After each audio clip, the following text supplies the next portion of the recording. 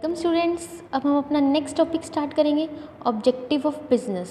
अभी तक हमने पढ़ा कि बिज़नेस क्या होता है, ठीक है, और उसके क्यों ये हमारे लिए इम्पॉर्टेंट है। अब हमारे बिज़नेस का ऑब्जेक्टिव क्या है। अब देखो, जब भी हम कोई भी बिज़नेस एस्टेब्लिश करेंगे, स्टार्ट करेंगे, वो उसका कुछ ना कुछ तो ऑब्जेक्टिव होता ही है, कुछ ना कुछ उद्देश्य ज़रूर होता है। बिना ऑब्जेक्टिव के वो बिज़नेस नहीं कहलाता, क्योंकि देखो बिज़नेस क्या है, एक इकोनॉमिक एक्टिविटी है, हमारा कुछ ना कुछ प्रॉफिट होता है, ठीक है, या फिर कुछ ना कुछ हमारा ऑब्जेक्टिव होता है, तभी हम बिज़नेस को स्टार्ट करते हैं। तो हमारे बिज़नेस को एस्टेब्लिश करने के हमारे दो ऑब्जेक्टिव हो सकते हैं। फर्स्ट हमारा क्या होता है, इकोनॉमिक ऑब्जेक्टिव। सेकंड हमारा क्या होता है, सोशल ऑब्जेक्टिव। देखो, अगर हम फर्स्ट की बात करें, इकोनॉमिक ऑब्जेक्टिव, नाम से ही क्लियर है कि बिज़नेस को हम एस्टेब्लिश क्यों करते हैं, इकोनॉमिक बेनिफिट के लिए, मतलब कुछ ना कुछ हमारा बेनिफिट अर्न करने के लिए, कुछ ना कुछ मनी अर्न करने के लिए। देखो, वैसे तो नॉर्मली हमने बिज़नेस के मीनिंग में भी पढ़ा था कि बिज़नेस क्या होती है, कि इकोनॉमिक एक्टिविटी होती है जिसमें हम कुछ प्रॉफिट अर्न करना चाहते हैं। तो बिज़नेस का ऑब्जेक्टिव भी यही हुआ कि हम क्या किसी ना किसी तरीके से कुछ मनी अर्न करना चाहते हैं, और यही हमारा क्या हो जाएगा, इकोनॉमिक ऑब्जेक्टिव हो जाएगा। अब इकोनॉमिक ऑब्जेक्टिव को हम आगे 3 पार्ट्स में क्या करते हैं, क्लासीफाई करते हैं। फर्स्ट हमारा क्या होता है, प्रॉफिट अर्निंग। प्रॉफिट मेकिंग मतलब प्रॉफिट अर्न करना या फिर लाभ कमाना। अब देखो, हमने पढ़ा कि मनी अर्न करनी है तभी हम बिज़नेस को एस्टेब्लिश करते हैं। अब मनी अर्न कैसे होगी, जब प्रॉफिट होगा बिज़नेस के अंदर, प्रॉफिट होगा तभी मनी अर्न हो सकती है। तो इसलिए हम बिज़नेस को क्यों एस्टेब्लिश करते हैं, कुछ ना कुछ प्रॉफिट अर्न करने के लिए। अब प्रॉफिट हम कैसे अर्न कर सकते हैं, 2 मेथड्स हैं प्रॉफिट को अर्न करने के, मैक्सिमम प्रॉफिट और सफिशिएंट प्रॉफिट। अब देखो, इनका मतलब क्या है, देखने में सुनने में हमें क्या लगता है, सेम होंगे मैक्सिमम और सफिशिएंट प्रॉफिट, बट इनका मीनिंग क्या होता है, अलग अलग होता है। देखो, मैक्सिमम प्रॉफिट का मतलब क्या होता है, ज़्यादा से ज़्यादा प्रॉफिट अर्न करना। इसमें बिजनेसमैन की मेंटेलिटी क्या होगी कि हमें प्रॉफिट तो मैक्सिमम अर्न करना ही करना है, मतलब ज़्यादा से ज़्यादा प्रॉफिट अर्न करना है। अब ज़्यादा से ज़्यादा प्रॉफिट हम कैसे कर सकते हैं, कुछ लोग क्या करते हैं, एक्सेस प्रॉफिट लेना स्टार्ट कर देते हैं, मतलब जितना उन्हें प्रॉफिट लेना चाहिए उतना नहीं लेते, बल्कि उससे ज़्यादा प्रॉफिट अर्न करना स्टार्ट कर देते हैं, ठीक है। अगर हम सीधा सा एग्जांपल लें, 5 रुपये की चीज़ को 50 रुपये में बेचना स्टार्ट कर देते हैं, मतलब एक्सेस प्रॉफिट अर्न करने की कोशिश करते हैं।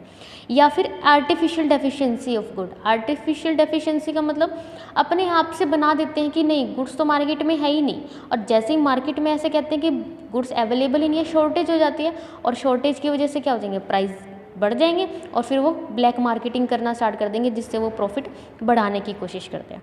तो उनका मकसद क्या होता है, वो चाहते क्या है कि ज़्यादा से ज़्यादा प्रॉफिट अर्न करना, चाहे कैसे भी किसी भी तरीके से वो क्या करें, प्रॉफिट अर्न करें।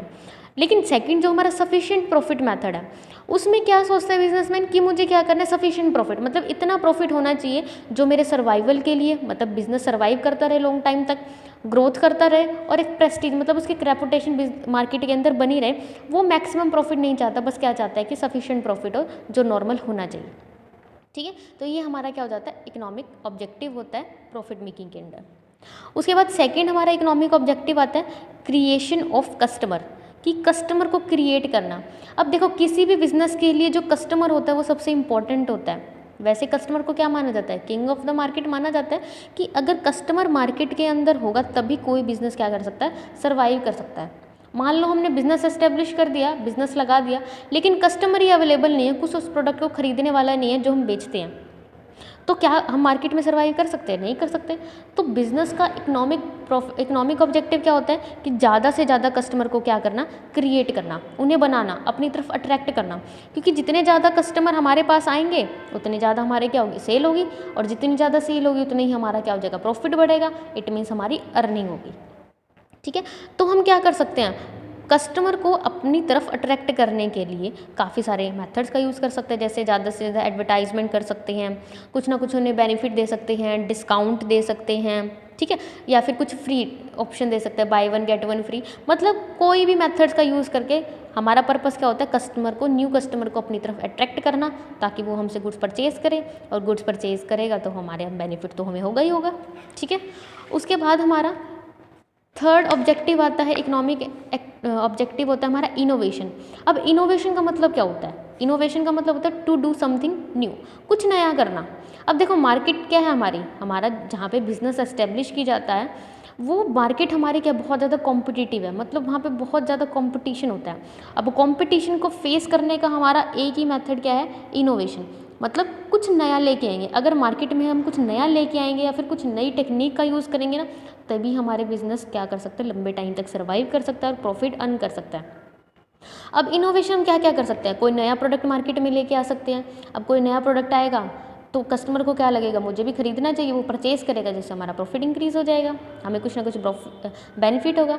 या फिर हम क्या कर सकते हैं, किसी प्रोडक्ट का नया यूज़ लेके आ सकते हैं कि आप इसको दूसरे तरीके से कैसे यूज़ कर सकते हैं, समझ आया, उसके यूज़ को इंक्रीज़ कर सकते हैं। या फिर प्रोडक्शन टेक्निक, जब प्रोडक्शन जिस तरीके से करते हो उसमें इम्प्रूवमेंट आ जाए। अभी ऊपर वाले 2 पॉइंट्स में क्या थी, प्रोडक्ट से रिलेटेड कि प्रोडक्ट को इंक्रीज़ करना, उसके यूज़ को इंक्रीज़ करना। या फिर अगर आप प्रोडक्ट इंक्रीज़ नहीं कर सकते तो आप जिस तरीके से प्रोडक्शन करते हो, जिस तरीके से वो प्रोडक्ट बनाते हो, उसकी टेक्निक में चेंजेस कर देना ताकि वो जल्दी से जल्दी, ठीक है, कम टाइम में कम कॉस्ट में तैयार हो जाए। तो आप क्या कर सकते हैं, ज़्यादा से ज़्यादा अपनी कॉस्ट कम करके अपनी प्रॉफिट को अर्न कर सकते हो। तो ये भी हमारा क्या होता है, कि इकोनॉमिक ऑब्जेक्टिव होता है। उसके बाद हमारा सेकंड आता है सोशल ऑब्जेक्टिव। देखो कोई भी बिज़नेस है, हमने पहले भी पढ़ा था, हम बिज़नेस को एक सोसाइटी के अंदर क्या करते हैं, एस्टेब्लिश करते हैं, वहीं सोसाइटी के ही रिसोर्सेज का यूज़ करके हमारे लिए प्रॉफिट अर्न करते हैं, बिज़नेस को आगे बढ़ाते हैं। लेकिन अब बिज़नेस की भी क्या बनती है, रिस्पॉन्सिबिलिटी बनती है कि वो सोसाइटी के बारे में भी सोचे, सोशली उसके वेलफेयर के बारे में भी सोचे। तो बिज़नेस का सोशल ऑब्जेक्टिव क्या होगा, फर्स्ट क्या होगा, high quality of goods at fair price, कि हम एक ऐसा प्रोडक्ट तैयार करें जिसकी क्वालिटी क्या हो, क्वालिटी तो बहुत अच्छी हो, ठीक है, लेकिन उसका प्राइस क्या होना चाहिए, रीज़नेबल होना चाहिए, हम एक्सेस प्राइस उसके ऊपर ना रखें, ठीक है, क्योंकि हमने सोसाइटी के वेलफेयर के लिए भी सोचना है। तो एक अच्छी क्वालिटी का प्रोडक्ट तैयार करेंगे जिससे, और उस प्रोडक्ट से रिलेटेड हम प्राइस को क्या रखेंगे, रीज़नेबल रखेंगे, ठीक है, ताकि सभी सेक्शंस के पर्सन, मतलब सभी लोग उसको क्या कर सके, ईजिली वे में क्या कर सके, उसको परचेज कर सकें। उसके बाद सेकंड आता है हमारा contribution to community development. Community के डेवलपमेंट के लिए, कम्युनिटी मतलब हमारी सोसाइटी के डेवलपमेंट के लिए हम क्या करेंगे, अपना कंट्रीब्यूशन देंगे, मतलब कुछ प्रॉफिट का पार्ट या फिर हम कुछ खर्चे करेंगे जो हमारी कम्युनिटी को क्या करेगा, डेवलप करेगा।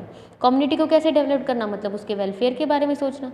जैसे हम क्या कर सकते हैं, लाइब्रेरी ओपन करवा सकते हैं, कोई डिस्पेंसरी, कोई हॉस्पिटल ओपन करवा सकते हैं, ठीक है, या फिर कोई स्कूल, कॉलेज या फिर कोई भी एजुकेशन इंस्टीट्यूशन ओपन करवा सकते हैं, जिससे जो हमारी सोसाइटी के लोग हैं उनकी डेवलपमेंट हो सके, उन्हें बेनिफिट मिल सके, वो इन सर्विसेज का यूज़ करके अपनी ओवरऑल डेवलपमेंट कर सके, ठीक है। उसके बाद हमारा थर्ड ऑब्जेक्टिव होता है फेयर रिटर्न टू इन्वेस्टर्स, कि हम क्या करें, इन्वेस्टर्स को क्या करें, फेयर रिटर्न दें। देखो फेयर रिटर्न का मतलब क्या हुआ, बेनिफिट देना। इन्वेस्टर का मतलब वो पर्सन जिसने हमारे बिजनेस में क्या किया, इन्वेस्ट किया। फॉर एग्जाम्पल ओनर है, ओनर के पास खुद का पैसा नहीं है, लेकिन अगर उसने वो उस पैसे को, उस कैपिटल को कहीं से अरेंज किया, तो अब उसकी ड्यूटी बनती है कि उसे क्या दे, फेयर रिटर्न दे। फेयर रिटर्न मतलब उस पैसे के बदले में उसे क्या दे, जो उसका बेनिफिट बनता है वो उसे दिया जाए, ताकि वो क्या रहे, मोटिवेट रहे, अपनी इन्वेस्टमेंट हमारे बिज़नेस के अंदर बनाए रखे। क्योंकि अगर उसने इन्वेस्टमेंट को विड्रॉ कर लिया तो हम बिज़नेस को आगे सर्वाइव नहीं कर सकते, हमारा बिज़नेस वहीं पे बंद हो जाएगा। क्यों, क्योंकि बिज़नेस को चलने के लिए कैपिटल की मस्त ज़रूरत होती है, पैसा तो चाहिए, ठीक है। तो इन्वेस्टर को हमें क्या देना पड़ेगा, फेयर रिटर्न देना पड़ेगा।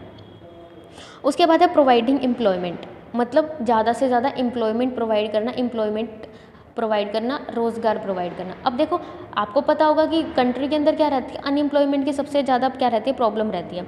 तो अनएम्प्लॉयमेंट की प्रॉब्लम कैसे दूर हो सकती है, एम्प्लॉयमेंट प्रोवाइड करके।